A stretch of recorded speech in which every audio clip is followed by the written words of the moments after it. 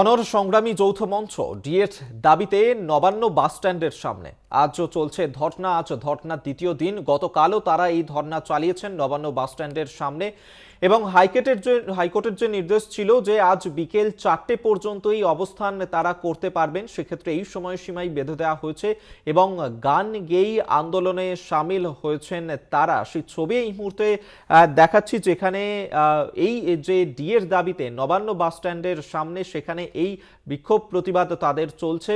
অনর সংগ্রামী যৌথ মঞ্চের তরফে এই আন্দোলন করা হচ্ছে গতকাল থেকেই এবং আজ বিকেল 4টে পর্যন্ত সময়সীমা বেঁধে দেওয়া হয়েছে কলকাতা হাইকোর্টের তরফ থেকে এবং সেক্ষেত্রে বেশ কিছু নির্দেশও দেওয়া হয়েছিল কলকাতা হাইকোর্টের তরফ থেকে, যাতে যান চলাচলের ক্ষেত্রে কোনো রকম সমস্যা না হয়, সরকারি কর্মচারীদের যাতে কোনো রকম সমস্যা তৈরি না হয়, সেই সমস্ত এবং শব্দ যে নিয়ন্ত্রণ সেই ক্ষেত্রেও কোনো যেন সমস্যা না হয়, সেই সমস্ত বিষয় নিয়ে নির্দেশ দেওয়া হয়েছে। আমরা সরাসরি আপনাদেরকে এই মুহূর্তে সেখানে নিয়ে যাই যেখানে অনর সংগ্রামী যৌথ মঞ্চের এই বিক্ষোভ চলছে। কল্লোল মণ্ডল আমাদের সঙ্গে এই মুহূর্তে রয়েছেন প্রতিনিধি। কল্লোল, আজ তাদের দ্বিতীয় দিনে পড়ছে এই বিক্ষোভ প্রতিবাদ। আজ বিকেল 4টে পর্যন্ত এই বিক্ষোভ প্রতিবাদ চলবে। কি কি দাবিতে আজও সরব হয়েছেন তারা সেখানে?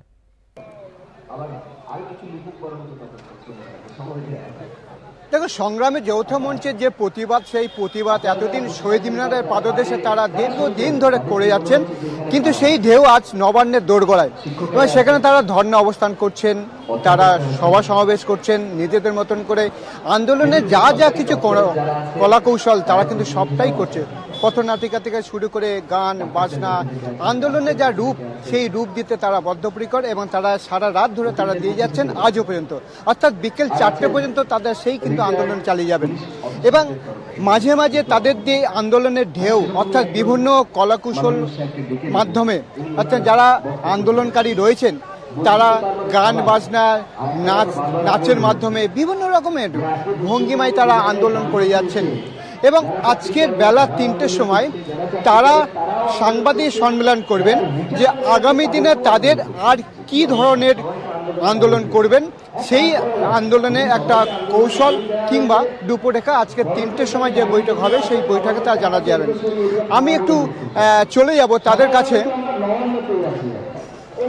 এই যে আন্দোলন আপনারা করছেন 40 ঘন্টা ধরে, তো এখন তো বসে রয়েছেন, 3টের সময় আপনাদের সাংবাদিক সম্মেলন, এবার সেখানে আপনাদের মানে এই আন্দোলনে যদি কোনো সমাধান না হয় পরবর্তীকালে আপনারা কিভাবে আন্দোলনে আরও দীর্ঘ প্রস্তুতি নেবেন? দেখুন, আমরা প্রস্তুতির ত্রুটি তো রাখছি না। যতবারই নবান্নে যাচ্ছি, যতবারই কালীঘাটে যাচ্ছি, যতবারই হাজরার মোড়ে যাচ্ছি ডেপুটেশন দিতে, কেউ কোনো কর্ণপাত করছেন না। আমাদেরকে ধরে লালবাজারে আটক করা হচ্ছে, মিথ্যে কেস দিয়ে ফাঁসিয়ে দেওয়া হচ্ছে।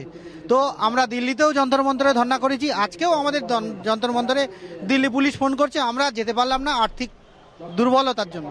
তো আমরা ক্যান্সেল করে আজকে, যেহেতু ভাস্করদা কনভেনার এখানে আমাদের পাশে দাঁড়িয়েছেন এবং আমাদের ডেকেছেন, আহ্বান করেছেন, আমরা এখানে আমাদের প্রতিবাদের ভাষা ওনাদের সাথেই তুলে ধরছি যে কতক্ষণ মুখ্যমন্ত্রী শিক্ষামন্ত্রী যতক্ষণ না কর্ণপাত করবেন, যতক্ষণ না পর্যন্ত আমাদের সম্পূর্ণ প্যানেল পাবলিশ হচ্ছে স্বচ্ছভাবে এবং নিয়োগ হচ্ছে, যতক্ষণ না পর্যন্ত আমাদের যোগ্য সম্মান ফিরে পাচ্ছি, শেষ রক্তবিন্দু পর্যন্ত আমরা লড়াই করব এবং লড়াই চালিয়ে যাব।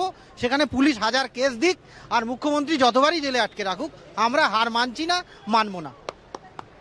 আন্দোলনকারীরা বলছেন হার মানবে না, অর্থাৎ জেলে ভরুক, তাদের নানা রকমের কেসে জর্জরিত করুক, তবুও কিন্তু তারা পিছপা হবে না।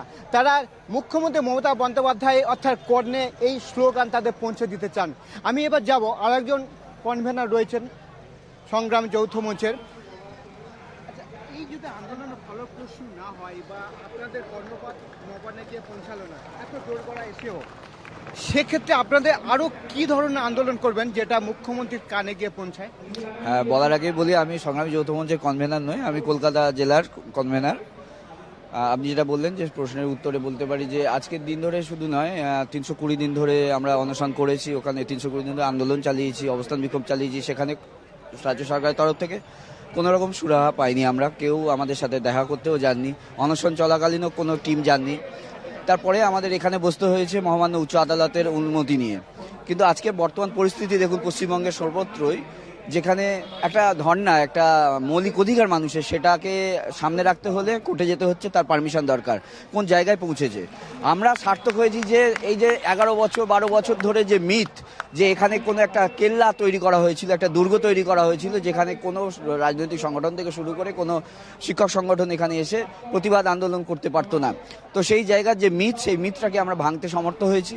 শুধু তাই নয়, এই রাজ্য সরকারি কর্মচারী ছাড়াও যারা পশ্চিমবঙ্গের সাধারণ মানুষ, তাদের মধ্যে একটা ধারণা তৈরি হয়েছে যে সংগ্রামী যৌথ মঞ্চ যে লড়াইটা লড়ছে, সেই লড়াইটা শুধুমাত্র তাদের নিজেদের ডিএ আন্দোলনকে কেন্দ্র করে লড়াইটা নয়, সেই সঙ্গে যে 6 লক্ষ শূন্যপদ রয়েছে, সেই শূন্যপদে সঠিকভাবে নিয়ম মেনে নিয়োগের জন্য আমরা লড়াই চালাচ্ছি। যে সমস্ত বেকার যুবক যুবতীরা সারা পশ্চিমবঙ্গ ব্যাপী তাদের দাবি আদায় হচ্ছে না, তাদের সঠিক নিয়োগ পাচ্ছে না, তাদের জন্য আমরা লড়াইটা এগিয়ে নিয়ে যাচ্ছি।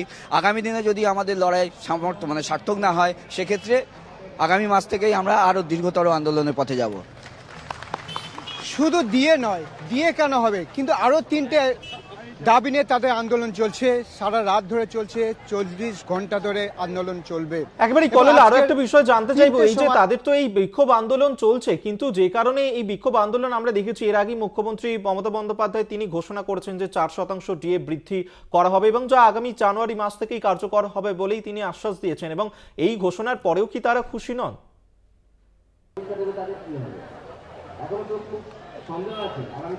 আমি এই কথাটা আস্তে আস্তে যাব যে অ্যাকচুয়ালি যে এই যৌথ সংগ্রামী মঞ্চের যে কনভেনার ভাস্কর ঘোষ, তার কাছ থেকে আমি এই প্রশ্নটা রাখবো।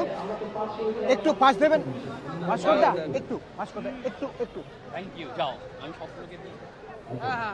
আমার প্রশ্ন যেটা, এই যে আপনারা আন্দোলন করছেন বহুদিন ধরে, কিন্তু এর মাঝে মুখ্যমন্ত্রী 4% ডিএ ঘোষণা করেছেন, এই তারপরেও একদম দোরগোড়ায়, নবান্নের দোরগোড়ায় আন্দোলন নিয়ে চলে এসছেন কেন? মানে 4%?